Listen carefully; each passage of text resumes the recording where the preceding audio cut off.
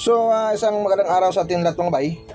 So, ngayong araw ay nandito na naman tayo sa ating panibagong video. So, kung nakikita nyo, mayroon tayong hilaw na mangga. So, ang gagawin natin dito, magpapahinog tayo ng mangga mga bay, no? Kasi medyo wala tayong stock sa palengke. Walang mabilhan ng, kung mayroon man, napakamahal.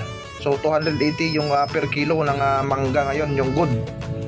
So, dito, mayroon tayong hilaw kasi business tayo ng mango shake mga bay. Ito yung purpose natin, mango shake. So try natin pahinugin dahil hindi naman tayo expert dito sa pagpahinog ng mangga mga bay. So dapat DIY lang muna tayo dahil may nagbinta sa atin dito ng kanilang mangga kasi nag-harvest sila dito sa area. So siguro ito kuan na to, parang reject o kasi medyo okay pa naman yung kuan mga bay, maganda naman pero medyo spotted siya, siguro hindi makapasa sa export. So 50 pesos yung binta nila sa atin per kilo yung hilaw. So try natin pahinugin kung ano yung resulta pagdating ng siguro 4 to 5 days. So shout out sa mga expert dyan, no, magpahinog ng mangga dahil hindi pa tayo expert dito. So DIY lang muna tayo dito mga bay. So yan, nilagyan natin ng newspaper, yung kilid ng karton para hindi sumingaw yung siyempre init. So init talaga yung nagpapahinog at siyempre yung kalburo.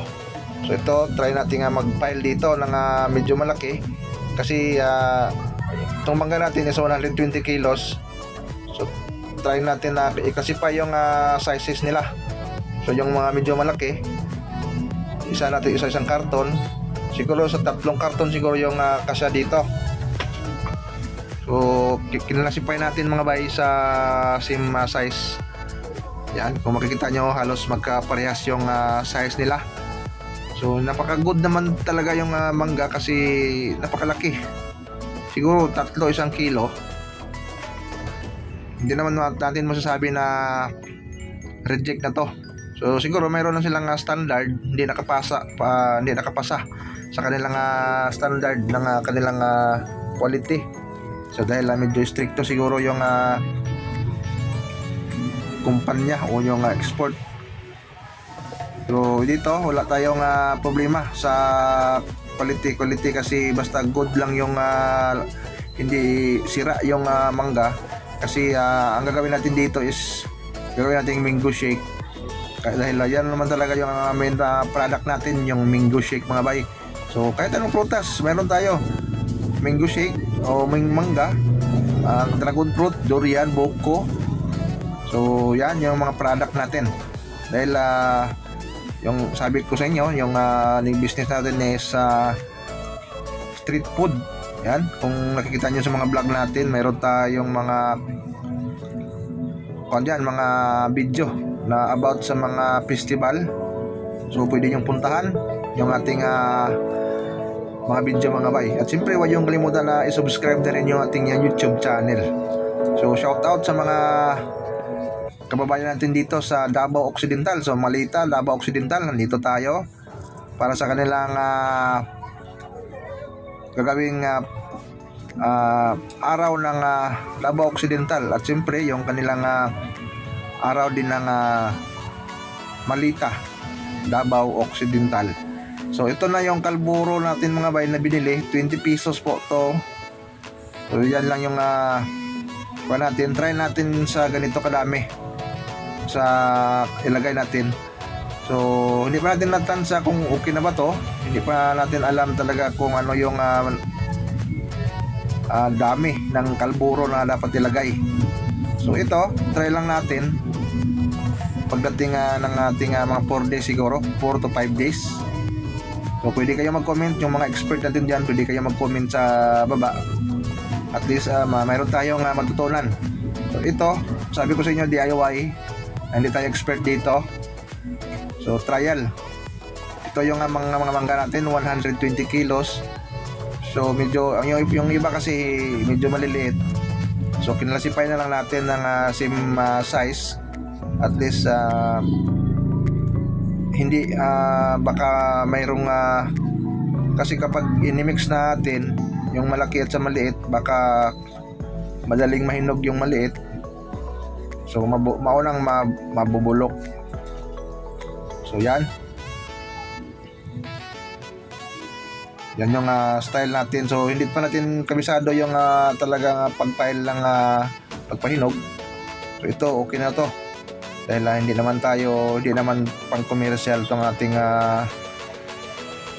gagawing pagpahinom nating mga mangga, kasi hindi naman natin to kailangan ibenta sa palengke. So ito pang mango shake lang to mga bay. So maraming salamat sa ating mga kababayang taga Malita dahil sa patuloy na pagsuporta dito sa ating munting tindahan, sa kanilang araw-araw, kasi maraming naghahanap sa atin dito mga bay, kahit medyo malayo tayo sa binyo, no? So talagang hinahanap-hanap tayo dito. So ito naman yung ating balik sa kanila. So solid na prutas talaga yung ginagawa natin dito na pang shake. So yan yung isang karton natin mga bay. Yan yung kuha natin, newspaper natin, takpan natin siya. So iwan ko lang sa iba kung ano yung mga style sa mga expert, no? Pero yung kuha na lang natin dito is kung kuha na lang, DIY na lang kumbaga. So dipinsahan na lang natin na hindi sumingaw yung init, dahil yun naman talaga yung purpose, yung init. Kung bakit natin siya tinakpan ng newspaper, dahil para hindi sumingaw yung init sa loob, dahil yun yung init yung magpapahinog sa kanya. So yan yung ating unang box ng ating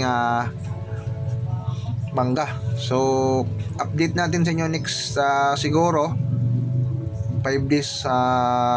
Buksan natin, tingnan natin, i-update natin sa inyo yung resulta ng pagpapahinog natin, kung maganda ba. So yan yung ating natapos na. Tinali na natin yung ating karton. So 5 days from now, update natin sa inyo mga bay.